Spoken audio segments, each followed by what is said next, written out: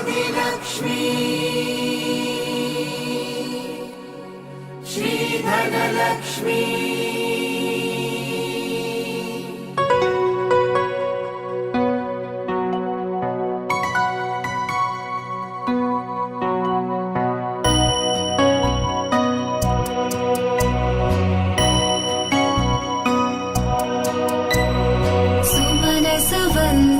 सुन्दरि माधवी चन्द्र सहोदरि हेममयी मुनिगणमण्डित मोक्षप्रदायनि मञ्जुलभाषिणि वेदनुते पङ्कजवासिनि देवसुपूजित सद्गुणवर्षिणि शान्तियुते जय जय हे मधुसूदन कामिनि आदिलक्ष्मि जय पालय माम् जय जय हे मधुसूदन कामिनि आदिलक्ष्मि जय पालय माम्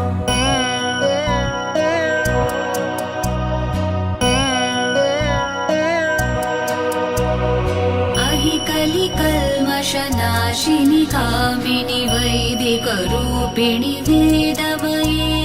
क्षीरसमुद्भव मङ्गलरूपिणि मन्त्रनिवासिनि मन्त्रनुते मङ्गलदायिनि अम्बुजवासिनि देवगणाश्रितपादयुते जय जय हे मधुसूदन कामिनि धान्यलक्ष्मि जय पालय माम् जय जय हे मधुसूदन कामिनि धान्यलक्ष्मि जय पालय माम्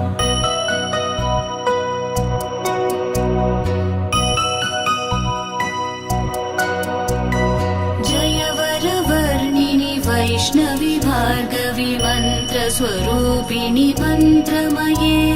सुरगणपूजित शीघ्रफलप्रद ज्ञानविकासिनि शास्त्रनुते भवभयहारिणि पापविमोचनि साधुजनाश्रितपादयुते जय जय हे मधुसूदन कामिनि धैर्यलक्ष्मि सदा पालय माम् जय जय हे मधुसूदन कामिनि धैर्यलक्ष्मि सदा पालय माम्